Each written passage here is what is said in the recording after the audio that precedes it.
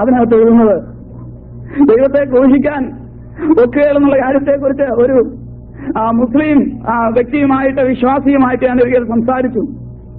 ആ വ്യക്തി അവസാനം സമ്മതിച്ചു. കാരണം എന്താണ്? ദൈവത്തെ മനുഷ്യന്റെ ഒരു കളിപ്പാവയായിട്ടുള്ള ക്രൂശിക്കുവാൻ ദൈവം ഏൽപ്പിച്ചു കൊടുത്തത്. പിന്നെയോ തന്റെ ഓമനകുമാരനെ അയച്ചെങ്കിൽ മാത്രമേ, ആ യാഗത്തിൽ കൂടി മാത്രമേ, ആ രക്തത്തിൽ കൂടി മാത്രമേ പാപിയായ മനുഷ്യൻ, അവരുടെ ഭാഷയിൽ പറഞ്ഞാൽ ലോകത്തിൽ ഒരു മനുഷ്യൻ ജനിക്കുമ്പോൾ തന്നെ ഒരു ചോരക്കുഞ്ഞ് പിറന്നു വീഴുമ്പോൾ ഇബ്ലീസിന്റെ കരസ്പർശനത്താൽ തുളയ്ക്കപ്പെട്ടവനായ കാഫീറായിട്ടാണ് അവൻ ജനിക്കുന്നത്. അങ്ങനെ കാഫീറായി ജനിക്കുന്ന മനുഷ്യനെ രക്ഷിക്കുവാൻ മുസ്ലിം തത്വസംഹിതകളിൽ മറ്റൊന്നും കാണുന്നില്ല. കേവലം ഒരു മനുഷ്യനെ പ്രീതിപ്പെടുത്തുന്ന ഓർമ്മയ്ക്കായുള്ള ആണ്ടിലൊരിക്കലേ റംസാൻ മാസത്തെ നോയമ്പ് മാത്രമേ അതിനെ കാണുന്നുള്ളൂ. അതുകൊണ്ട് സ്വർഗം കരസ്ഥമാക്കുവാൻ കഴിയുകയില്ല. പിന്നെയോ യേശുക്രിസ്തുവിൽ കൂടിയുള്ള രക്ഷ, അതെ, അവർക്കറിയാൻ പാടില്ല എന്നല്ല. യേശുക്രിസ്തുവിനെ കുറിച്ച് വളരെ വ്യക്തമായിട്ട് ഖുർആനിൽ പ്രതിപാദിക്കുന്നുണ്ട്. പക്ഷേ ഈ ലോകത്തിന്റെ ദൈവം അവിശ്വാസികളുടെ കണ്ണ് കുരുടാക്കിയിരിക്കുന്നു എന്നുള്ളതാണ് സത്യം. നമ്മൾ വിചാരിക്കുന്നത് അറബി രാഷ്ട്രങ്ങളുടെ കാര്യം വലിയ കഷ്ടമാണല്ലോ, അവരെങ്ങനെയെങ്കിലും യേശുവിനെ കുറിച്ചൊന്ന് പറയണമല്ലോ. പക്ഷെ അവർക്കറിയാം. എന്നാൽ എന്ത് ചെയ്തിരിക്കുന്നു? അവരുടെ കണ്ണുകളെ കുരുടാക്കിയിരിക്കുന്നു.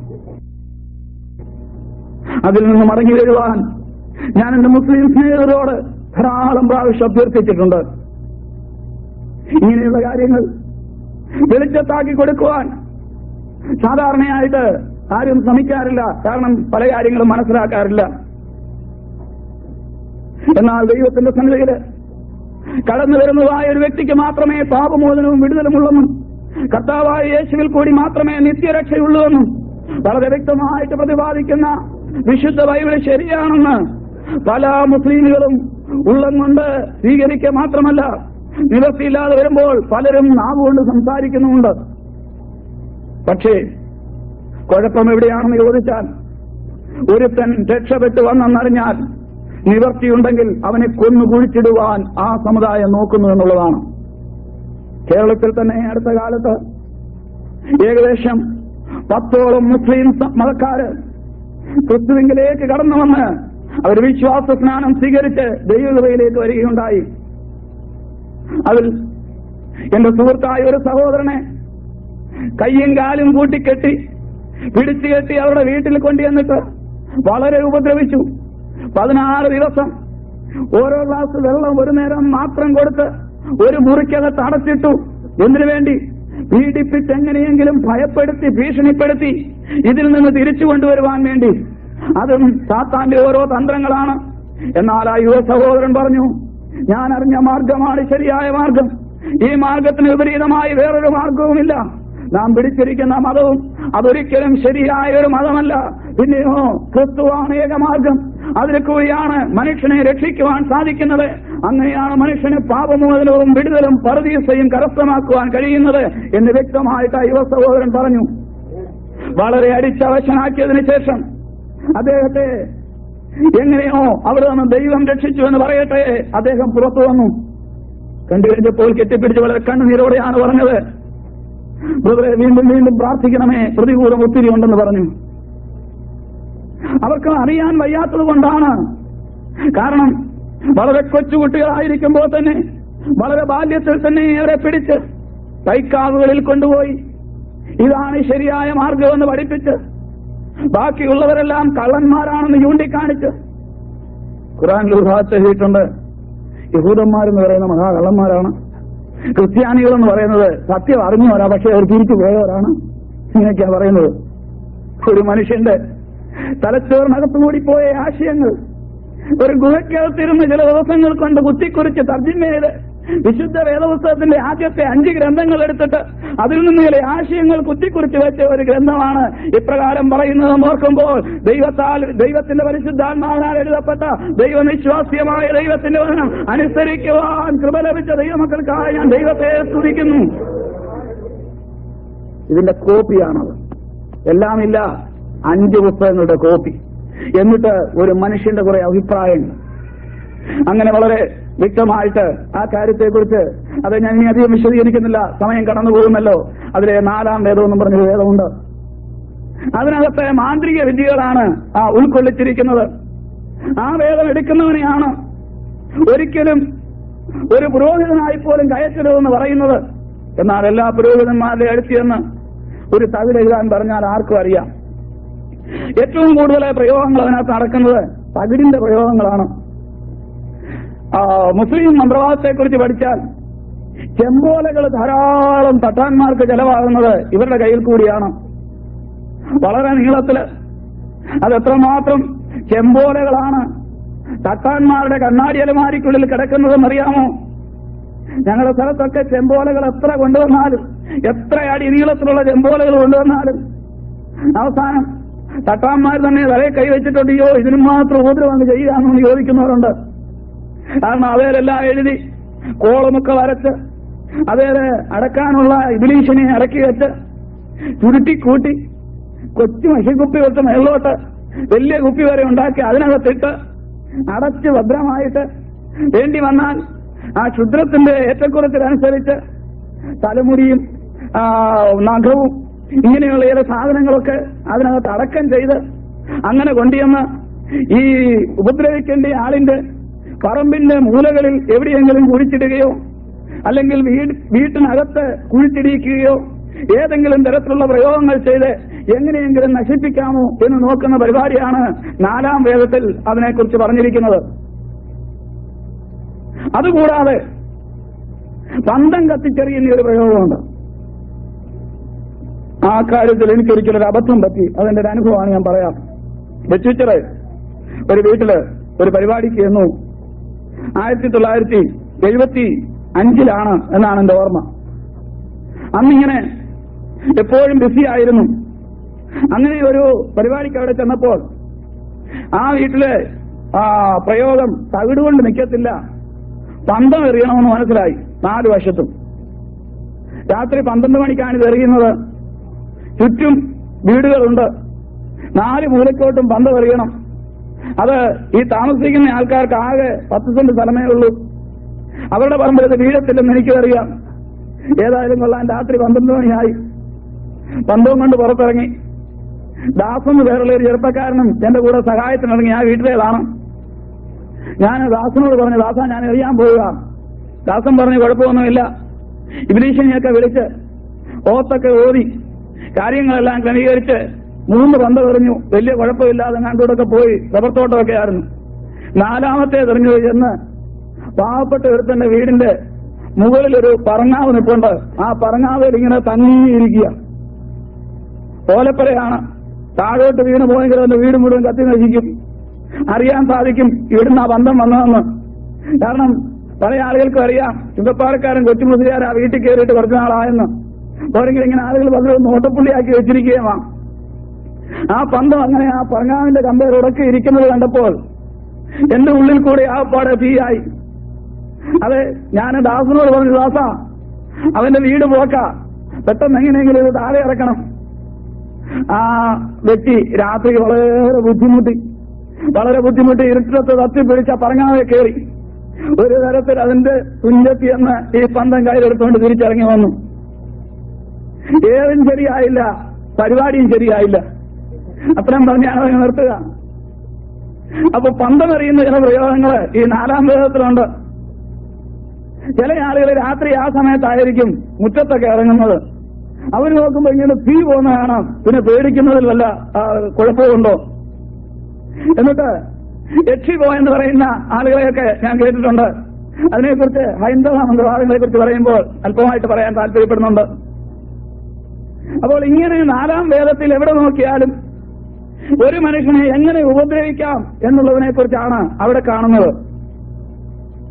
എങ്ങനെ ഒരു മനുഷ്യനെ ദ്രോഹിക്കാം, എങ്ങനെ ഒരു മനുഷ്യനിൽ സാത്താനെ കയറ്റിവിടാം, എങ്ങനെ ഒരു ഭവനത്തെ നശിപ്പിക്കാം, എങ്ങനെ ഒരു വ്യക്തിയെ ഭ്രാന്തനാക്കാം, എങ്ങനെ ഒരു വ്യക്തിയുടെ ജീവിതം ഇല്ലാതെയാക്കാം, എങ്ങനെ ഒരു വ്യക്തിയുടെ വരുമാനമാർഗം നിർത്താം.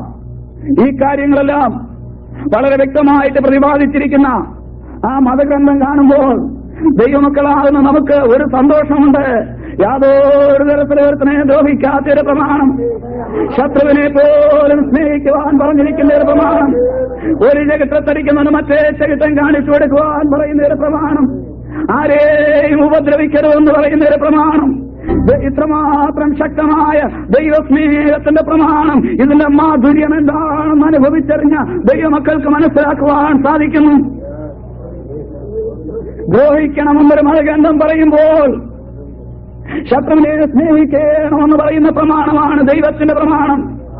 ഏതാണ് ശരിയായ മതമെന്ന് കേൾക്കുന്നവർ വിവേചിച്ചെടുക്കുക. ഒരുവനെ ദ്രോഹിക്കുന്നതോ ശത്രുവിനെ സ്നേഹിക്കുന്നതോ? അതിന്റെ ഉത്തരം കേൾവിക്കാർക്ക് ഞാൻ വിട്ടുവരികയാണ്. അത്രയും പറഞ്ഞ് ഞാൻ ആ ഭാഗം അവിടെ നിർത്തട്ടെ. കാരണം പിന്നെ എന്റെ മുൻപിൽ വിഷയങ്ങൾ പലതുണ്ടല്ലോ. മനുഷ്യൻ പാപിയായി ജനിച്ച, അല്ലെങ്കിൽ അറബി വേദപ്രകാരം പറഞ്ഞ് കാഫീറായി ജനിച്ച ഒരു മനുഷ്യന് അതിൽ നിന്ന് മോചനം നേടുവാൻ വ്യക്തമായൊരു മാർഗം ഇസ്ലാം മതഗ്രന്ഥം നിർദ്ദേശിക്കാതെ ഇരിക്കുമ്പോൾ,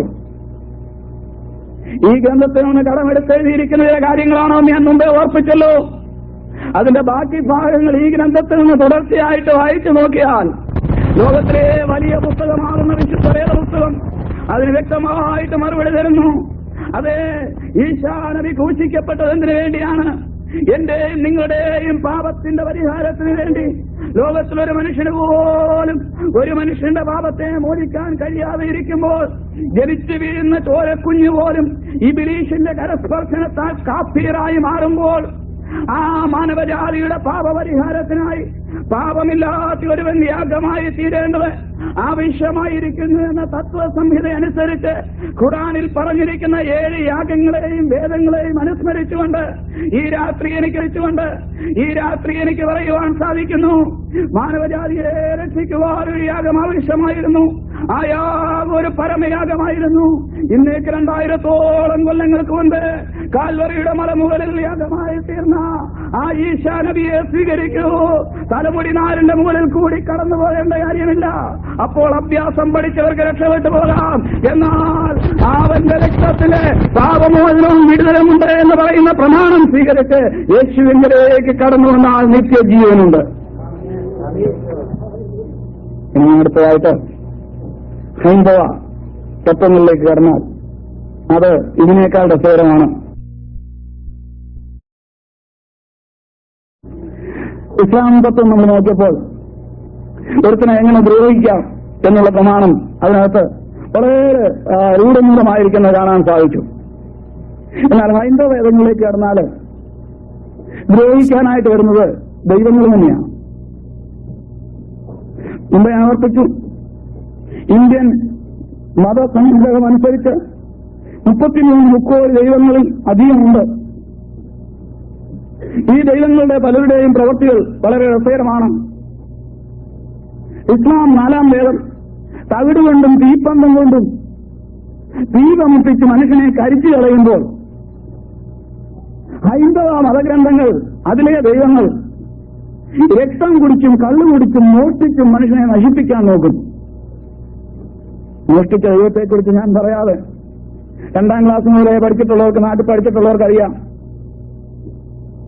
പാവപ്പെട്ട സ്ത്രീകൾ കുളിക്കാനിറങ്ങുന്ന സമയത്ത് അവരുടെ വസ്ത്രമെല്ലാം കൂടെ എടുത്ത് ചുരുട്ടിക്കൂട്ടി മരത്തിന്റെ മണ്ടേ കയറിയിരിക്കുന്ന ഒരു ദൈവം, പേര് ശ്രീകൃഷ്ണൻ. അത് അവരുടെ വേദത്തിൽ വളരെ വ്യക്തമായിട്ട് എഴുതിയിരിക്കുന്നു. ലജ്ജയില്ലേ, ദൈവം ചെയ്ത് പ്രവർത്തിയ. ഒരിക്കലൊരു സമയത്ത് ആ ദൈവം മറ്റൊരു രൂപത്തിൽ ഈ ഭൂമിയിൽ അവതരിച്ചപ്പോൾ മേളിലിരുന്ന മറ്റു ദൈവങ്ങളെല്ലാം കൂടെ ഇദ്ദേഹത്തോട് സമരം തുടങ്ങി. ദേവേന്ദ്രനും പാർട്ടികളെല്ലാം കൂടെ സമരം തുടങ്ങി. അപ്പോൾ ജനങ്ങളെല്ലാം വളരെ വിഷമത്തിലായി. ദേവേന്ദ്രൻ സമരം തുടങ്ങി. കാരണം ദേവേന്ദ്രനാണ് മഴ പെയ്യിക്കുന്നതെന്നാണ് ഹൈന്ദവ വേദത്തിൽ പറഞ്ഞിരിക്കുന്നത്. മഴ പെയ്യിക്കുന്ന ദേവൻ മഴ പെയ്യിക്കാതെ ഇരുന്നു. അപ്പോൾ ഇവിടെ കന്നുകാലികൾക്ക് പുല്ലില്ല, ജനങ്ങൾക്ക് കുടിക്കുവാൻ വെള്ളമില്ല, ഭക്ഷിക്കുവാൻ ആഹാരമില്ല, വയലുകളിൽ സസ്യമൊന്നും വിളയുന്നില്ല, യാതൊരു ധാന്യങ്ങളും ലഭിക്കുന്നില്ല. അങ്ങനെ ഭൂമി മരുഭൂമിക്ക് തുല്യമായിക്കൊണ്ടിരിക്കുന്ന ഒരു സമയം. ഉച്ചയ്ക്ക് പാടത്ത് മാറ്റൊലി കൊള്ളുന്നു, കൊച്ചു കുരുവിതൻ പാരവശ്യം, വത്സനം പാലില്ലാതോതുന്നു ധേനുക്കൾ, ഉത്സുകം അമ്പേ എന്നാവരാതി. അവരെല്ലാവരും കൂടെ ചേർന്ന് ഈ സാഹചര്യത്തിൽ അന്നത്തെ അവതാരപുരുഷനായിരുന്ന ബലഭദ്രരാമന്റെ അടുത്തേക്ക് എന്നു. ദൈവം 10 പ്രാവശ്യം അവതരിക്കുന്നു എന്നാണ് പറയുന്നത്. എന്തിന്? ദുഷ്ടന്മാരെ കൊല്ലുവാനും നല്ലവരെ രക്ഷിക്കുവാനും. ലോകത്തിലെ ഒറ്റ ഒരെണ്ണം ജീവനോടെ കാണത്തില്ല. അങ്ങനാണെങ്കിൽ അങ്ങനെ ആ ബലഭദ്രരാമന്റെ അടുത്ത് ജനങ്ങൾ പരാതിയുമായിട്ട് ചെന്നു. ഞങ്ങൾക്ക് വെള്ളമില്ല, ദൈവങ്ങൾ ഈ വിധം ദേശിച്ചു നിൽക്കുകയിൽ പാവങ്ങൾ ഈ ഞങ്ങൾ എന്ത് ചെയ്യും? ആ ശ്ലോകം എന്നെ വളരെ ചിന്തിപ്പിച്ചിട്ടുണ്ട്. അവരത് ചോദിക്കുകയാണ് ദൈവത്തോട്. പറഞ്ഞേ, അതിന്റെ അടുത്ത വരി ഇങ്ങനെ എഴുതിയിരിക്കുന്നത്: പച്ചിലക്കുമ്പിളിൽ തുള്ളുമിളം കല്ലിൽ മജ്ജനം ചെയ്യുകയായി തൻ ഹൃദയം. ആരുടെ ഹൃദയം? ദൈവം തമ്പുരാന്റെ ഹൃദയം കല്ലിനകത്തായെന്ന്. ഇത് എന്റെ ഭാവനയാണ്, പദ്യമല്ല. എന്റെ ഹൃദയത്തിൽ വ്യക്തമായി എഴുതിയിരിക്കുന്ന സൂക്തങ്ങളൊക്കെയാണ്. അത് പഠിച്ചിട്ടുള്ളവർക്കറിയാം. പച്ചിലക്കുമ്പിളിൽ തുള്ളുമിളം കല്ലിൽ മജ്ജനം ചെയ്യുകയായി തൻ ഹൃദയം. അപ്പോഴതാമത് പൂരത്തിൽ നിന്നാവാം ബുദ്ധിതം പോലൊരു ചിന്ത പൊങ്ങി, കൊമള പോലൊരു ചിന്ത പൊങ്ങി വന്നു. എന്നിട്ട് കാളിന്തിയെ അടുക്കോട്ടെ എന്ന് പറഞ്ഞു. നീ ഒന്ന് നോക്ക് കാളിന്തിയെ, ചോരയും നീരും വലിഞ്ഞിരി ഗോകുലത്തെ സങ്കടം കാങ്കിലും കാണാതെ പോകയോ? മങ്കരയെ, നീ ഒരു മങ്കയല്ലേ? ഇതൊക്കെ ചോദിച്ച് നീ ഒരു സ്ത്രീ അല്ലേ? നിനക്ക് കണ്ടാ മനസ്സറി ഉണ്ടാകുന്നുണ്ട് എന്നൊക്കെ ചെന്ന് കാളിന്തിയോട് ദൈവം ചോദിക്കുക. എന്നിട്ടാണ് നീ ഇങ്ങോട്ടൊന്ന് മാറി ഒഴുക. കാളിന്തി നേരമില്ലെന്നും പറഞ്ഞൊരു പോക്ക് പോയെന്ന് അവിടെ എഴുതിയേക്കുന്നത്. ആ ശ്ലോകം എങ്ങനെയാണ്? ചിലർക്കൊക്കെ അറിയാം. ഗണ്യമാക്കില്ല കളിന്ത മകർഷിതൻ കന്യ ഈ കള്ളിൻ തികത്തലുകൾ, കാറ്റിനാൽ കുന്തളം ചീകിച്ചിരിച്ചെന്നു കാട്ടിലെ സുന്ദരി പാഞ്ഞു പോയാൽ. ഈ കള്ളുകൂടിയന്റെ വാക്കുകളൊന്നും കാളിന്തി മഹർഷി കേട്ടില്ല. ആരുടെ വാക്ക് കേട്ടില്ലെന്ന്? ദൈവത്തിന്റെ വാക്ക്, ബലഭദ്രരാമന്റെ, സാക്ഷാൽ മഹാവിഷ്ണുവിന്റെ അവതാരമാകുന്ന ബലഭദ്രരാമന്റെ വാക്ക് കേട്ടില്ല. ഒരിക്കൽ ഞാനൊരു ഹൈന്ദവ സഹോദരിയോട് ചോദിച്ചു, നിങ്ങളുടെ ഭർത്താവ് ഒരു കള്ളുകുടിയനായി തീർന്നാൽ നിങ്ങൾക്ക് ഇഷ്ടപ്പെടുമോ? ഒരിക്കലുമില്ല. അപ്പം ദൈവം കണ്ടുപിടിച്ചാൽ മനുഷ്യൻ സത്യത്തിലേക്ക് തിരിയണം. സത്യത്തിലേക്ക് തിരിയണമെങ്കിൽ കാര്യങ്ങൾ വ്യക്തമായെങ്കിലേ തിരിയൂ, അല്ലാതെ തിരിയത്തില്ല.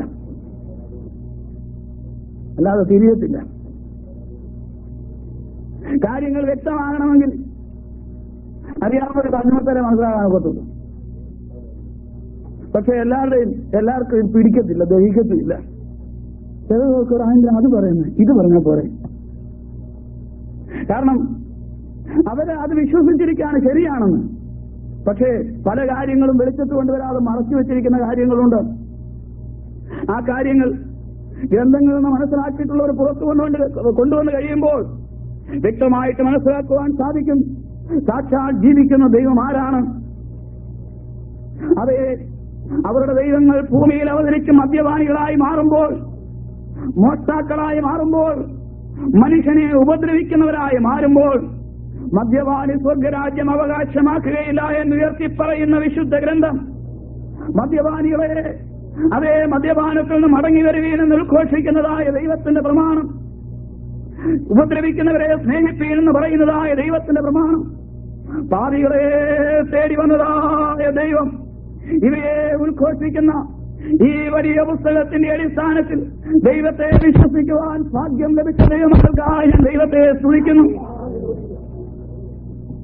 ഹൈന്ദവ വേദങ്ങളിലെ ദൈവങ്ങൾ പലരും രക്തക്കൊതിയന്മാരാണെന്ന് ഞാൻ ആദ്യം ഓർപ്പിച്ചല്ലോ. അതെ, ഏതൊരു കാര്യം നടക്കണമെങ്കിലും ഏകദേശം 32 തലയോട്ടികളുടെ മാല കോർത്തിട്ടിരിക്കുന്ന ഒരു ദൈവമുണ്ടവർക്ക്. പേര് ഭദ്രകാളി. തലയോട്ടി മാലകൾ കൊണ്ട് മാത്രമേ പ്രസാദിക്കൂ.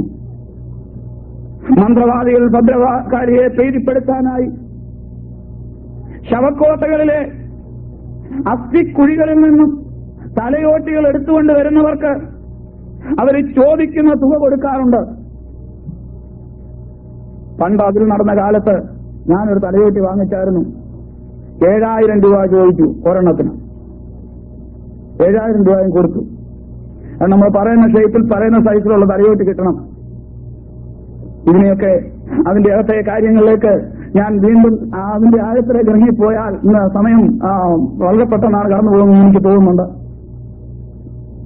അങ്ങനെയുള്ള അനേക കാര്യങ്ങൾ ഒരു മരിച്ച മനുഷ്യന്റെ ജീർണിച്ചു പോകുന്ന അസ്ഥികൂടം കൊണ്ട് സന്തോഷിക്കുന്ന ദൈവമാണോ? ദൈവം അല്ല. മറ്റൊരു പ്രമാണമുണ്ട്. ചില സമയങ്ങളിൽ ഈ ദൈവത്തെ പ്രീതിപ്പെടുത്തണമെങ്കിൽ അതെ, ആരും ഭയപ്പെടരുത്. വെളിച്ചം കാണാത്ത ജീവനുള്ള കുഞ്ഞുങ്ങളെ ബലി അർപ്പിക്കണം. അതിനുള്ള ഒരു മാർഗമായിട്ട് മന്ത്രവാദികൾ ഇന്ന് കേരളത്തിലും വളരെ സംസ്കാര സമ്മേളനം അഭിമാനിക്കുന്ന മനുഷ്യരുടെ ഇടയിലും രാഷ്ട്രീയ നേതാക്കന്മാരുടെ മറവിൽ നിന്ന് ചെയ്യുന്ന ഒരു പ്രയോഗം മാത്രം ഞാനൊന്ന് സൂചിപ്പിച്ചു വിട്ടേക്കാം. ഗർഭിണികളായ സ്ത്രീകളെ പിടിച്ചുകൊണ്ടുപോയിട്ട് പൂർണ്ണ ഗർഭിണികളായവരെ അവരെ ഇരുട്ടുമുറിക്കകത്ത് കയറ്റിയിട്ട് അടച്ചിട്ട് അവരുടെ വയറിയിൽ അവരുടെ നിന്ന് ജീവനുള്ള പിടയ്ക്കുന്ന ചോരക്കുഞ്ഞിനെ എടുത്ത് അതിന്റെ രക്തം കൊടുത്ത് ദൈവത്തെ പ്രീതിപ്പെടുത്തുന്ന അനേകം മന്ത്രവാദങ്ങൾ ഹൈന്ദവ മതത്തിന്റെ മറവിൽ, രാഷ്ട്രീയ നേതാക്കന്മാരുടെ മറവിൽ ഇന്നും നമ്മുടെ കേരളത്തിൽ നടക്കുന്നു. കൊച്ചു കേരളത്തിൽ ചില വാർത്തകൾ വളരെ ചുരുക്കമായിട്ട് പത്രങ്ങളിൽ നിങ്ങൾ കണ്ടിട്ടുണ്ടായിരിക്കും. 1001 വലുതമേ പത്രങ്ങളിൽ വരുന്നുള്ളൂ. ഇതെല്ലാം എന്തിനു വേണ്ടി മനുഷ്യൻ കാട്ടിക്കൂട്ടുന്നു? ദൈവത്തെ പ്രസാദിപ്പിക്കുക, ദൈവത്തെ അന്വേഷിച്ചുള്ള യാത്രയിൽ മനുഷ്യനറിയാത്ത ഏതോ ഒരു വലിയ ശത്രുവിന്റെ പിടിയിൽ ചെന്ന് വീഴുന്നു. ചെന്ന് വീണ് കഴിഞ്ഞാൽ അതിൽ നിന്ന് എഴുന്നേറ്റ് പോരാൻ വയ്യാത്തതുപോലെ അവന്റെ പിടിയിൽ അമരുന്നു. അങ്ങനെ മനുഷ്യൻ ദൈവങ്ങളെ പ്രീതിപ്പെടുത്തുവാൻ മനുഷ്യക്കുരുതി മുതൽ മറ്റ് പല കുരുതികൾ നടത്തി. കഴിഞ്ഞ ദിവസം ഞാൻ ഓർപ്പിച്ചതുപോലെ കരിങ്കോഴിയുടെ രക്തം വരെ കൊടുത്ത് പരസ്യമായിട്ട് മനുഷ്യക്കുരുതി നടത്താൻ ഒക്കാത്തതുകൊണ്ട് കൂടുതൽ മന്ത്രവാദികളും പറയുന്നത് ഇത് മാത്രമാണ്. അതിന് പകരം കരിങ്കോഴിയെ കൊണ്ടുവരണം. നമ്മുടെ നാട്ടിലുള്ള ഒരുതരം കോഴിയെ കരിങ്കോഴി, അത് ആകമാനം കറുത്തതാണ്. അത് അതിന്റെ തൂലുകൾ മാത്രമല്ല കറുപ്പ്, തൊലിയും കാലിന്റെ നഖം വരെയും കറുത്തതാണ്. അപ്പോഴ് ആ കോഴിയാണ് സാധാരണയായിട്ട് മന്ത്രവാദികൾ ഉപയോഗിക്കുന്നത്. അതിന് സാത്താനെ ആവഹിച്ചെടുക്കാനുള്ള ഒരു പ്രത്യേകത ഉണ്ടെന്നാണ് അതിനകത്ത് പറയുന്നത്. ഏതായിരുന്നാലും ഹൈന്ദവ തത്വസംഹിതകൾ വെച്ച് പഠിച്ചാൽ കുരുതികളും ബലികളും രക്തപ്പുഴകളുമില്ലാത്ത, അവയാവശ്യമില്ലാത്ത ഒരൊറ്റ ദൈവത്തെ പോലും അവിടെ നമുക്ക് കാണുവാൻ കഴിയുന്നില്ല. എന്നാൽ തന്റെ ചങ്കലേശ്വരയാൽ മാനവജാതിയെ വീണ്ടെടുക്കുവാനായി കാൽവരിയുടെ മലമുകളിൽ അവസാനത്തുള്ളി രക്തം വരെയും വിരിമാറുന്നു നമുക്ക് വേണ്ടി ഊറ്റിത്തന്ന അതേ മനുഷ്യന്റെ രക്തം കൊണ്ട് മനുഷ്യനെ വീണ്ടെടുക്കുവാൻ കഴിയുകയില്ലെന്ന് മനസ്സിലായപ്പോൾ കാളുകളുടെയും ആട്ടുകൊറ്റന്മാരുടെയും രക്തവും മലിനപ്പെട്ടവരുടെ മേൽ തളിക്കുന്ന പശുഭസ്മവും പാപങ്ങൾക്ക് മോചനം വരുത്തുവാൻ കഴിയുകയില്ലെന്ന് കണ്ടപ്പോൾ കാലത്തിന്റെ തികതയിൽ അവൻ സ്ത്രീയുടെ സന്തതിയായി ജനിച്ച് നമുക്ക് വേണ്ടി ഭൂമിയിൽ സഞ്ചരിച്ച് കാൽവരിയുടെ മലമുകളിൽ 33-ാമത്തെ തിരുവയസ്സിൽ അവസാനമുള്ള രക്തം വരെ മൂട്ടിത്തന്നവന്റെ മാർഗമാണ് ദൈവമക്കൾ പിന്തുടരുന്ന മാർഗം. രക്തം അങ്ങോട്ട് കൊടുക്കേണ്ട, രക്തം ഇങ്ങോട്ട് തന്നവനാണ്. വിശ്വസിക്കുന്ന മാർഗം കർമ്മമാർഗമല്ല.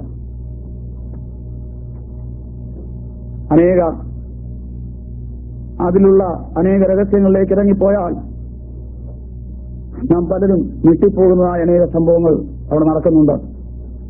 എന്നാൽ ഞാൻ പല ഹൈന്ദവ സ്നേഹിതരോടും പറയാറുണ്ട്, ഇത്ര നീചമായ, ഇത്ര ക്രൂരമായ, ഇത്രമാത്രം മ്ലേച്ഛമായ ദൈവങ്ങളെ വിട്ട് വാസ്തവമായിട്ട് ഇവയൊന്നും ആവശ്യമില്ല. വിശ്വസിച്ചാൽ മാത്രം മതി. ഈ ക്രൂശിങ്കിലേക്ക് കടന്നു വരൂ എന്ന് പറഞ്ഞ് ആഹ്വാനം ചെയ്തിട്ടുണ്ട്. കാരണം ദൈവം ആഗ്രഹിക്കുന്നു ഒരു മനുഷ്യൻ പോലും നഷ്ടപ്പെട്ടു പോകരുതെന്ന്. എന്നാൽ സാത്താൻ ആഗ്രഹിക്കുന്നു ഒരു മനുഷ്യനെ പോലും സ്വർഗത്തിൽ വിടരുതെന്ന്. അതുകൊണ്ട് സാത്താൻ ആരെ വിഴുങ്ങേണ്ടുന്നു എന്ന് വിചാരിച്ച് അലറുന്ന സിംഹമെന്നപോലെ ചുറ്റിത്തിരിഞ്ഞ് നടക്കുന്നു. 2 മതങ്ങളിലുള്ള മന്ത്രവാദങ്ങളെക്കുറിച്ച് ഓരോ വാചകങ്ങളിൽ ഞാൻ സൂചിപ്പിച്ചു കഴിഞ്ഞു. ഇനിയും ഒരു വാക്യം അതിനാധാരമായിട്ട് ദൈവമക്കളുടെ ഉറപ്പിനായിട്ട് ഒന്ന് വായിക്കാം. സംഖ്യാപുസ്തകം 23-ാം അധ്യായത്തിന്റെ 23-ാമത്തെ വാക്യം.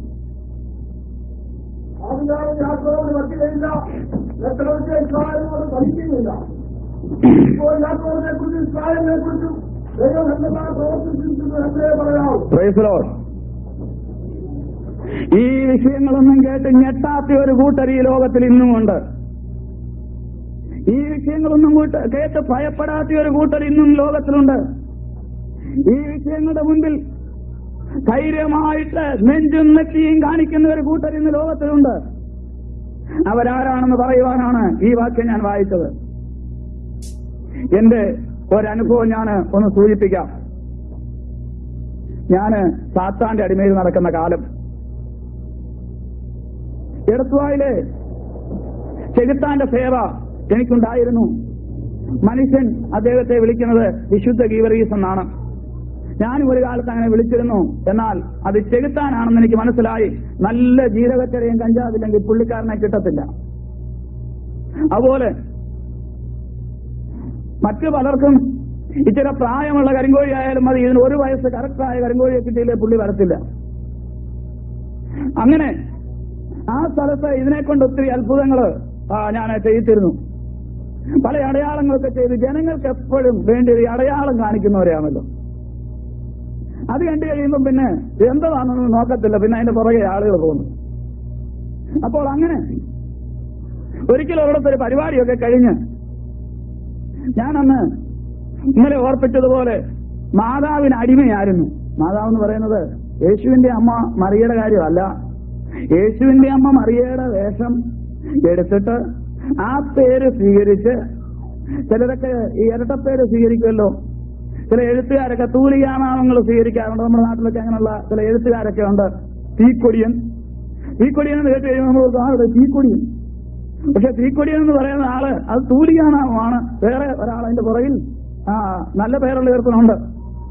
തൊപ്പിക്കാരൻ, ഇങ്ങനെയൊക്കെയുള്ള വെട്ടുകത്തി, ഇങ്ങനെയൊക്കെയുള്ള പേരുകൾ ചിലര് തൂലികാനാമമായിട്ട് സ്വീകരിക്കാറുണ്ട്. അത് എന്ന് പറഞ്ഞതുപോലെ സാത്താനും ചില നാമങ്ങൾ സ്വീകരിക്കും.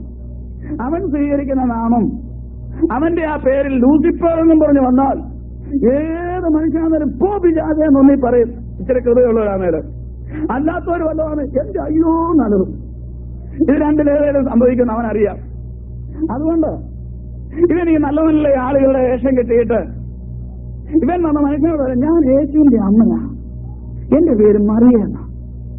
മനുഷ്യന് ബഹുമാനമായി. യേശുവിന്റെ അമ്മ കഴിഞ്ഞ രാത്രി ഞാൻ ഓർപ്പിച്ചതുപോലെ കർത്താവിന്റെ മടിയിൽ കർത്താവിനോടുകൂടെ വസിക്കുന്നു, വിശ്രമിക്കുന്നു. ഈ വേഷത്തിൽ ഇവൻ വന്നിട്ട് മനുഷ്യനെ കബളിപ്പിക്കുന്നു. ഇതുപോലെ തന്നെയാണ് ഗീവർഗീസിന്റെ ചരിത്രം. ഒരിക്കൽ ഗീവർഗീസിന്റെ സേവ ഉണ്ടായിരുന്ന ഞങ്ങളൊക്കെ ഒന്ന് ഞെട്ടി, ശരിക്കും ഞെട്ടിയായിരുന്നു അന്ന്. കാരണം റോമിൽ നിന്ന് പാപ്പായുടെ ഒരു കൽപ്പന വന്നു, ഗീവർഗീസ് വിശുദ്ധനല്ല. ഞങ്ങളെ പിന്നെ ഇടത്തുവാക്കാർ വല്ലതും വിളിക്കുവോ? ഈ പുള്ളിക്കാരനെ പിന്നെ ഇടത്തുവാൽ ഇരുത്തുവോ? നിങ്ങളൊക്കെ ചോദിച്ചത് കേട്ട് കാണും ചിലരൊക്കെ. വിശുദ്ധനല്ലെന്ന് ഒരൊറ്റ പ്രഖ്യാപനം വന്നു. ഞങ്ങൾക്കറിയാതെ വിശുദ്ധനല്ലെന്ന്. വിശുദ്ധനാണ് കഞ്ചാവും കോഴിയുന്നതാണ്. ഞങ്ങൾക്ക് പുള്ളിക്കാരന് പറയുന്നതിന് മുമ്പേ അറിയാം. ഞങ്ങളും ഇതിന് പൂറ് മുറുക്കാൻ തുടങ്ങി. ഞങ്ങളും ആളുകളെ സംഘടിപ്പിച്ചു. വീടുകൾ കയറി ഇറങ്ങി. എടത്വ, പുതുപ്പള്ളി മുതലായ സ്ഥലങ്ങളിലും യാക്കോബായ, കത്തോലിക്ക മുതലായ വിശ്വാസികളുടെ ഇതിൽ വിശ്വസിക്കുന്ന ആളുകളുടെ ഇടയിലൊക്കെ ചെന്നു. വിടരുത് വിടരുത് വിടരുത്, അങ്ങനെ കുഴപ്പമാണ്. കാരണം ഈ പുള്ളി എന്ത് അത്ഭുതങ്ങളാണ് ഇവിടെ ചെയ്യുന്നതെന്നറിയാമോ? ഒന്നും വേണ്ട, മുറ്റത്ത് നിൽക്കുന്ന തേക്കേലെ ഒരു ഇല പറിച്ചുകൊണ്ട് പോയി അത് ചുട്ട് കരിച്ച് പൊടിച്ച് കുപ്പിക്കകത്തിട്ട് വെച്ചാൽ ഒരാണ്ടത്തേക്ക് എന്ത് രോഗം വന്നാലും അതെല്ലാം മാറാനായിട്ട് ഈ ഭസ്മമൊഴി അകലമെടുത്ത് നെറ്റിക്ക് നോക്കുക, തലവേദന പോകും. ആ കുഴിച്ച് പിച്ചള കുഴിച്ചതിന്റെ അടിയിലത്തെ അത് തട്ടിൽ നിന്ന് എണ്ണ ഒഴിച്ചിട്ട് അത് കഴുകി കുപ്പിക്കകത്ത് എടുത്തുകൊണ്ട് പോയി വെച്ചു കഴിഞ്ഞാൽ ഏത് സമയത്തും എടുത്ത് അതിലിച്ചിരി പുരട്ടിയാൽ മതി, അസുഖമൊക്കെ മാറും. ഇങ്ങനെയൊക്കെയുള്ള കാര്യങ്ങൾ ഉള്ളതുകൊണ്ട് ഇദ്ദേഹം ഒത്തിരി അടയാളങ്ങളൊക്കെ കാണിക്കുന്നുണ്ട്, അത്ഭുതങ്ങളൊക്കെ ചെയ്യുന്നുണ്ട്. ആളുകളെയൊക്കെ ഇളക്കി ആളുകൾക്ക് വാപ്പാടെ വിഷമമായി അദ്ദേഹത്തെ ഇവിടെ കൊണ്ട് കുടിയിരുത്തിയിരിക്കുകയാണ്. എടത്തുവാലെ പുള്ളിയുടെ ചരിത്രം പറഞ്ഞാൽ അതൊരു വലിയ ചരിത്രമാണ്. കടക്കുമുടികൾ എന്ന് പറയുന്ന ഒരു വീട്ടിൽ തന്നെ വെക്കുണ്ടായിരുന്നു. അവര് വെച്ച് പൂജിച്ചുകൊണ്ടിരുന്ന ഒരു വിഗ്രഹമായിരുന്നു ഇത്. ഗീവർഗീസിന്റേത് അവരുടെ ഒരു ദൈവമായിരുന്നു. ഒരിക്കല് ഇവിടെ നിന്ന് കുറെ കൂട്ടർ അങ്ങോട്ട് പോയി. അവിടെ ചെന്നപ്പോ ഇത് അത്ഭുതമൊക്കെ നടത്തുന്നുണ്ടെന്ന് മനസ്സിലായി. ഇവിടുന്ന് അവിടം വരെ യാത്ര ചെയ്ത് പോകുന്ന ഇച്ചിരി ബുദ്ധിമുട്ടാണെന്ന് തോന്നിയിട്ട് പുള്ളിക്കാരനെ എടുത്ത് പോഞ്ഞു കയറ്റി വള്ളത്തേക്കേറ്റ് നേരെ വിട്ടിങ്ങി മധ്യ തിരുവിതാംകൂർക്ക്. ആ ചരിത്രവും ചിലർ കേട്ടിട്ടുണ്ടായിരിക്കാം. എന്നോട് പറഞ്ഞത് അവരുടെ ഒരു വികാരിയച്ഛനാണ്. പേര് ഞാനിപ്പം പരസ്യമായിട്ട് പറയുന്നില്ല, അറിയേണ്ടിയുണ്ട്. എന്നോട് ചോദിച്ചാൽ മതി, പേര് ഞാൻ കുറിച്ചു തരാം. കാരണം പറഞ്ഞ കാര്യം നമുക്ക് കുറിച്ചു തരുന്നതിന് പ്രസംഗിക്കുന്ന കാര്യമില്ലല്ലോ. നേരെ കൊണ്ടുവന്ന് അതിനെ ഇവിടെ വെച്ചു. എന്നിട്ട് ഇപ്പം പുള്ളിക്കാരനെ മേടമാസം 24 പുറത്തിറക്കും. അടിയില് 7 ലോക്കിനകത്തായിരിക്കുന്നത്. അത് ഒരു പൂട്ട് താക്കോൽ ആരുടെയിലാണെന്നറിയാമോ? തിരുവല്ല സർക്കിൾ ഇൻസ്പെക്ടറിന്റെ കയ്യിൽ. കാരണം പേടിയാ. ഞാൻ ചോദിക്കട്ടെ, ദൈവം ചാടിപ്പോമോ അതോ ദൈവത്തെ എടുത്തോണ്ട് പോകുമോ? ഇതിലെന്തിനാ ഈ കൂട്ടുന്ന ഞാനിങ്ങനെ ചിന്തിക്കുന്നത്? ആ പള്ളിയുടെ അടി രഹസ്യമായ ഒരു അറയുണ്ട്. ആ അറയ്ക്കകത്താണ് പുള്ളിക്കാരനെ കൊണ്ട് വെച്ചിരിക്കുന്നത്. ഏറ്റുമാനൂർ അമ്പലത്തിൽ നിന്ന് ദൈവത്തെ കൊണ്ടുപോയ ചരിത്രം നിങ്ങൾ കേട്ടിട്ടുണ്ട്. സ്റ്റീഫൻ എന്നും പറഞ്ഞൊരു ചെറുപ്പക്കാരനുണ്ടായിരുന്നു. അവന് മനസ്സിലായി ഇതിനകത്തിരിക്കുന്ന കൊടുത്താൽ കാശ് കിട്ടുന്ന സാധനമാണെന്ന്. അവൻ വന്നിട്ട് ആകെപ്പാടെയൊന്ന് നോക്കി ഒരു ദിവസം രാത്രി മതിൽ ചാടി എങ്ങനെ അകത്ത് കയറിയിട്ട് ഇതെല്ലാം കുത്തിത്തുറന്നായി അകത്ത് ചെന്നു. ഈ വിഗ്രഹം ഇരിക്കുന്നത് എടുത്തുകൊണ്ട് കൈ പിടിച്ചുകൊണ്ട് വന്ന് പോയി മതിൽ ചാടാനൊക്കത്തില്ല. നോക്കപ്പോ ഒരു മരത്തെ കൂടെ കയറിയാലേ പുറത്ത് ചാടാനൊക്കത്തുള്ളൂ. അതിനുവേണ്ടി പുള്ളിക്കാരൻ ഒരു പണി ചെയ്തു. ഇതിന്റെ പെടലിക്ക് നോക്കി ഒരു കടി കഴിച്ചു. കടിച്ച് ഇങ്ങനെ വായി പിടിച്ചേക്കാ. ഒരു എല്ലും കഷ്ണം കടിച്ചു പിടിച്ചുകൊണ്ട് പോകുന്നത് പോലെ ഏറ്റുമാനൂർ അമ്പലത്തിലിരുന്ന ഏറ്റുമാനൂരപ്പനെ സ്റ്റീഫൻ എന്ന് പറയുന്ന ചെറുപ്പക്കാരൻ കടിച്ചു പിടിച്ചുകൊണ്ട് ചാടുക. ഇതെന്റെ കയ്യിൽ നിന്ന് വന്ന പുതിയ വാർത്തയല്ല. കേരളത്തിലെ പ്രധാനപ്പെട്ട എല്ലാ പത്രങ്ങളും വളരെ പ്രാധാന്യം കൊടുത്ത് വളരെ മാസങ്ങൾ റിപ്പോർട്ട് ചെയ്ത വാർത്തയാണ്. ദൈവത്തിന്റെ വില നോക്കണേ. ദൈവം സ്റ്റീഫന്റെ വായി വീഴ്പുണ്ട്. സ്റ്റീഫൻ ദൈവത്തെ കൊണ്ട് പുറത്തു ചാടി. പിറ്റേ ദിവസം തൊട്ട് അന്വേഷണമാ. അപ്പോഴ് ദൈവവിശ്വാസം ഇല്ലെങ്കിലും ഗുണപ്പെട്ടവനല്ലെങ്കിലും നായനാർ ചോദിച്ചു, ദൈവത്തിനെന്താ പാറാവ്? പോലീസിനെ അമ്പലത്തിലെ ആലോചനമെന്ന് സമിതി ആവശ്യപ്പെട്ട അങ്ങേര് ചോദിച്ചു, ദൈവത്തിനെന്താ പോലീസ്? ദൈവത്തിനോട് പോലീസ് രാവിലെ കൊടുക്കാൻ തുടങ്ങി. അവിടെ നമ്മുടെ കാര്യം എന്ത് കഷ്ടമാവില്ലേ? മനുഷ്യന്റെ കാര്യം തീർന്നു. പിന്നെ കാരണം മനുഷ്യനെ സൃഷ്ടിസ്ഥിതി സംഹാരം, ഇതാണ് ദൈവത്തെ കൊണ്ട് ഉദ്ദേശിക്കുന്നത്. അപ്പോൾ സൃഷ്ടിക്കുകയും പരിപാലിക്കുകയും സംഹരിക്കുകയും ചെയ്യുന്നതാണ് ദൈവം. അപ്പൊ ആ ദൈവത്തിന് എന്തോ വേണം? പരിപാലനം വേണമെന്ന്. അപ്പോൾ അതൊക്കെയാണ് അതിന്റെ ചരിത്രം. എന്ന് പറഞ്ഞ പോലെ മേടമാസം 24-ാം തീയതി ഉച്ചയാകുന്ന സമയത്ത് ഒരു പ്രദക്ഷിണമുണ്ട് എടുത്താപ്പള്ളിക്ക് ചുറ്റും. ഞാൻ ആ സമയത്ത് 3 വർഷം അതിന്റെ പുറകെ മുട്ടേൽ ആ മണലിൽ കൂടെ വലിഞ്ഞ മനുഷ്യനാണ്. കാരണം അങ്ങനെ ഒരു നേർച്ച എനിക്കുണ്ടായിരുന്നു. 3 വർഷം എന്നോട് മൂപ്പരാൻ പറഞ്ഞു, വലിഞ്ഞോളാൻ പറഞ്ഞു. മണലിന്റെ പുറത്തുകൂടെ മുട്ടേല്. 3-ാമത്തെ വർഷം പറഞ്ഞു, തലയിൽ ഒരു കല്ലെടുത്ത് വെക്കണമെന്ന് പറഞ്ഞു. വലിഞ്ഞാൽ മാത്രം പോരാ, തലയിൽ കല്ലും എടുത്ത് വെക്കണം. കല്ലും എടുത്ത് വെച്ചുകൊണ്ട് വലിഞ്ഞു. എന്തൊരു പ്രായച്ചിത്തമാണെന്ന് നോക്കണേ. അവിടുന്ന് ഈ മേടമാസത്തിൽ ഇദ്ദേഹത്തെ പുറത്തിറക്കുന്ന ആ സമയത്തുണ്ടല്ലോ, നിറപോക്കുകളുമായിട്ട് എത്ര പോലീസുകാരാണെന്ന് അറിയാമോ ചുറ്റും ഇങ്ങനെ നിൽക്കുന്നത്. രാജീവ് ഗാന്ധിക്ക് ഇത്രയും സുരക്ഷിതത്വം ഉണ്ടെന്ന് എനിക്ക് സംശയമാണ്. കാരണം ഇടത്തുകാർക്കൊരു പേടി, കടക്കോടികൾ ഇതിനെ തട്ടിക്കൊണ്ട് പോകുമോ എന്ന്. അവർ വന്നിങ്ങനെ അയ്യാ നോക്കി നിൽക്കുക. വല്ല ഒരു സാഹചര്യം ഉണ്ടോ പുള്ളിക്കാരനെ കൊണ്ട് പണ്ടത്തെ ഇരിപ്പിൽ തറയെ കൊണ്ട് ഇരുത്താനെന്ന്. അപ്പൊ ഇവർക്കൊരു പേടി, ഇതിനെ കൊണ്ടുപോകുമെന്ന്. കാരണം അവരുടെ കാശാ കൂടുതൽ ഇവിടെ വന്ന് വീഴുന്നത്. ഇതൊക്കെ നമ്മൾ അറിഞ്ഞിരിക്കേണ്ട ചില സത്യങ്ങളാണ്.